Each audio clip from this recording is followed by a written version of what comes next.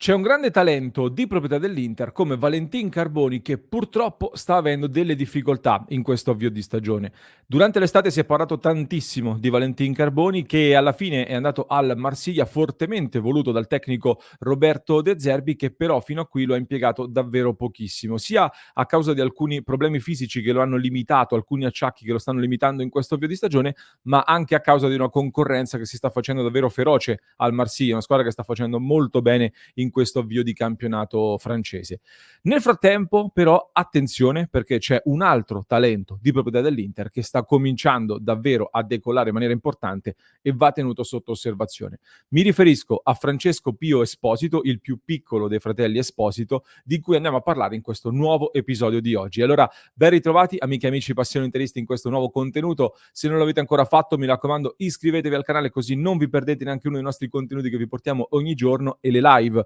alle 19.30 dove leggiamo i vostri commenti. Ne approfitto anche per ricordarvi la grande novità lanciata da Sport Exchange Market, il gioco completamente gratuito in cui si vincono premi reali con le Fanta azioni delle squadre,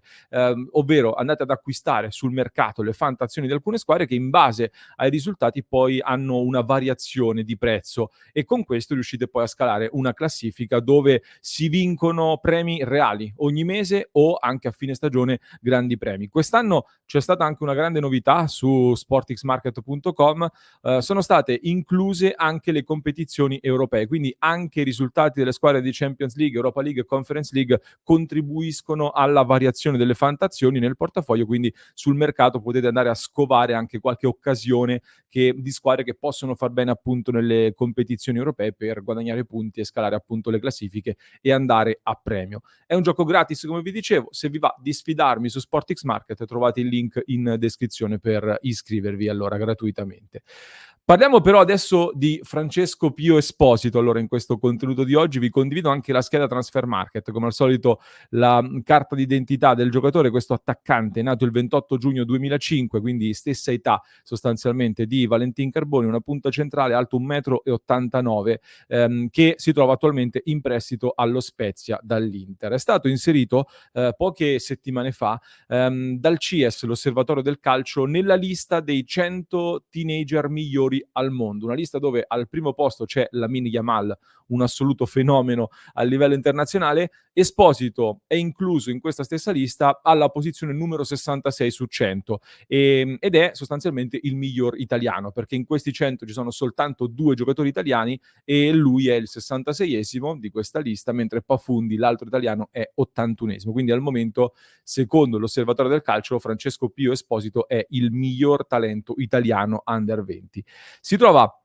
allo Spezia per la seconda stagione di fila consecutiva. L'anno scorso era partito molto bene, infatti anche l'anno scorso avevamo dedicato una diretta ai giocatori in prestito e avevamo fatto un focus proprio su Esposito che aveva segnato 2 gol nelle prime giornate, poi a livello realizzativo invece si è praticamente fermato perché è tornato in gol soltanto all'ultima giornata, firmando una delle 2 reti nella vittoria per 2-1 sul Venezia e quello è stato il suo terzo e ultimo gol della scorsa stagione. Ma pur non avendo segnato tantissimo è stata secondo me un'annata veramente molto molto importante dal punto di vista della crescita e della continuità perché comunque è riuscito a giocare 38 partite su 38, non tutte da titolare, soprattutto tra febbraio e marzo è partito spesso dalla panchina, però ha giocato praticamente sempre, almeno 15-20 minuti li ha messi sempre nelle gambe e tante partite da titolare comunque le ha fatte. Quindi è stato un anno importante per la sua crescita, per la sua formazione alla prima stagione tra i professionisti dopo aver giocato nella primavera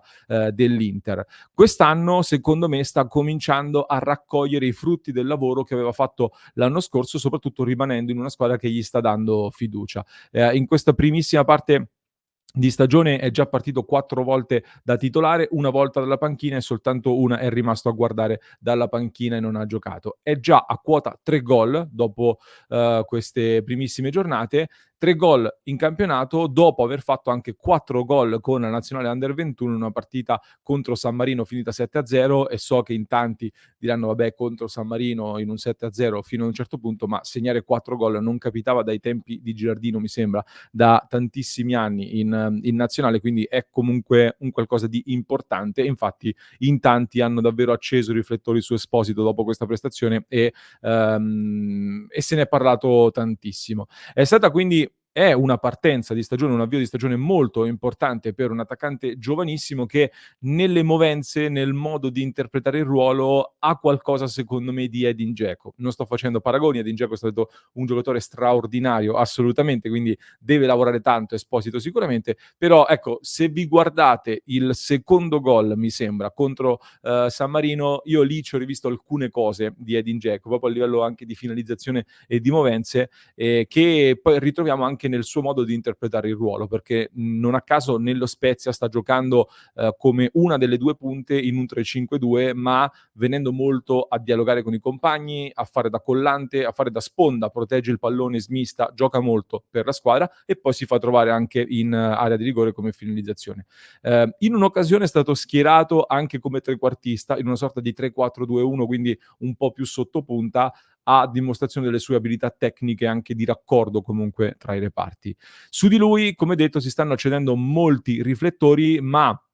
in realtà le attenzioni del mercato sono attive già da diverso tempo. Non a caso la scorsa estate il Torino, è uscita fuori questa notizia, ha provato ad acquistarlo a titolo definitivo dall'Inter, cercando proprio quindi di rilevare il cartellino e di farne un giocatore della prima squadra del Torino, e pare che l'Inter abbia rifiutato un'offerta addirittura da 8 milioni di euro, che di questi tempi per un giocatore su cui magari non punti può essere un'operazione molto interessante, e ti poteva permettere di liberare delle risorse da investire su giocatori più pronti. E invece c'è chi sostiene che proprio per proseguire sulla scia della linea verde richiesta da Octree, siano già iniziate delle discussioni con l'Inter per rinnovare il contratto, per allungarlo e quindi blindarlo dal punto di vista contrattuale, perché se proseguirà così nella sua crescita, se continuerà a far bene in questa stagione, c'è già un'idea dentro all'Inter di poterlo riportare alla base, quindi in prima squadra a partire dalla prossima stagione. Quindi fargli fare direttamente un salto dalla Serie B nello Spezia, dove sta giocando da protagonista, all'Inter, con un ruolo chiaramente inizialmente un po' più a margine di completamento del reparto. Dipenderà chiaramente, lo ripeto, da quello che farà in questa stagione con lo Spezia, dall'andamento di questa stagione con lo Spezia, che intanto si augura, ecco, che possa fare una grande stagione, perché al di là dei risultati sportivi che assolutamente sono la priorità, però secondo il portale Calcio Spezia, leggevamo nelle scorse ore, nell'accordo tra i due club ci sono anche dei bonus per i liguri nel caso in cui dovesse superare la doppia cifra di gol. Quindi si augurano di poter portare sopra la doppia cifra Esposito, sia per i risultati sportivi ma anche per ottenere questo bonus dal punto di vista economico. Nel frattempo il quotidiano Il Secolo XIX, che segue molto da vicino le squadre liguri, ha addirittura raccontato un'ulteriore retroscena molto interessante, perché pare che, visti i pochissimi attaccanti di livello che ci sono per la nazionale, addirittura anche Luciano Spalletti, il commissario tecnico della nazionale maggiore, sta seriamente prendendo in considerazione l'idea di promuovere Esposito, che sta brillando in Under 21, ma potrebbe addirittura già fare il salto in nazionale maggiore. Quindi da tenere assolutamente sotto osservazione, perché è giovane, italiano, in odore di nazionale soprattutto, già di proprietà dell'Inter, ha tutti gli ingredienti per accontentare, come detto, la linea verde di Octree, ma anche il piano azzurro, chiamiamolo così, di Marotta, che è sempre molto sensibile, molto attento ai giocatori che compongono il blocco italiano e della nazionale, ma anche dal punto di vista tecnico potrebbe ricoprire come caratteristiche, per esempio, la casella che con ogni probabilità Arnautovic a fine stagione immagino lascerà vuota, perché immagino saluterà l'Inter. Arnautovic è un po' più d'area di rigore come giocatore, però Esposito ha un grande potenziale e soprattutto, aggiungo io, è vivaio Inter, è un giocatore che tra virgolette non occupa spazio nelle liste della rosa, visto che abbiamo pochi giocatori vivaio Inter in questo momento, ti diventa sostanzialmente un giocatore in più su cui poter contare. Quindi è importante, soprattutto se vuoi avere le 5 punte, visto che quest'anno, per esempio, una punta è rimasta fuori dalla Champions e non la puoi utilizzare. Teniamo d'occhio allora Pio Esposito, mentre anche il fratello, Sebastiano Esposito, merita secondo me una citazione perché ad Empoli, devo dire, lo sto vedendo molto molto bene. Se vi ricordate, io a inizio agosto l'ho preso anche nella mia squadra al Fanta. Aveva già fatto bene al Bari, aveva già fatto bene secondo me poi con la Samp, con Pirlo, lo ha fatto maturare ancora di più e ha fatto un ulteriore passo avanti. Con l'Empoli in questo momento si sta dimostrando un giocatore credibile per la Serie A, pronto per la Serie A e addirittura importante, anzi secondo me, per l'Empoli che sta facendo molto bene in questo avvio di stagione. 2 gol e 2 assist, giocando 6 partite di cui una in Coppa Italia. Ha fatto in alcuni momenti anche il falso centravanti, ma gioca soprattutto in coppia con un'altra punta e, ripeto, lo sto vedendo davvero molto molto bene. Gioca con personalità, con qualità, a piede, ha la giusta cattiveria agonistica. Sentivo l'altro giorno, qualche giorno fa, Riccardo Trevisani, il giornalista a Cronache di Spogliatoio, e parlava molto entusiasta di Sebastiano Esposito, addirittura secondo Trevisani Sebastiano Esposito è il più forte dei 3 fratelli, mentre molto spesso si dice che Pio Esposito, il più piccolo, sia il migliore dei 3, lo stesso Sebastiano, gli stessi fratelli hanno spesso detto questo. Ecco, secondo Trevisani invece Sebastiano, il classe 2002, è il migliore e ne parlava in maniera molto molto entusiasta. Il problema a questo punto è che l'Inter lo ha ceduto all'Empoli in prestito con diritto di riscatto, quindi per 5 milioni di euro l'Empoli a fine stagione può comprarlo a titolo definitivo e se continua su questa strada secondo me l'Inter si è garantita un incasso da 5 milioni, l'altro lato della medaglia è che come cifra forse può diventare un po' un rammarico, perché se ti fa una stagione importante in Serie A con l'Empoli diventa un giocatore da una decina di milioni e forse anche qualcosina in più e magari secondo alcuni potrebbe essere stato utile anche per la prima squadra dell'Inter. Ma questo lo chiedo a voi, sono curioso di sapere che cosa ne pensate voi. Magari se lo perdiamo ci possiamo consolare con il fratello minore che per il momento l'Inter, come detto, non vuole perdere e anzi, come dicevamo, sta pensando di blindare e anche di promuovere. Fatemi sapere voi che ne pensate, se state seguendo i fratelli Esposito, chi vi sta piacendo di più e chi vedreste meglio, quindi nell'Inter di Inzaghi e chi magari può far meglio coppia anche con i nostri titolari. Vi aspetto nei commenti, poi nelle prossime settimane torna il nostro appuntamento con Interisti on the road e facciamo il punto anche su tutti gli altri giocatori dell'Inter che si trovano in prestito, con alcuni che stanno cominciando a venire fuori, alcuni che stanno cominciando a giocare e potremo parlare di cose interessanti. Per cui su passioneinter.club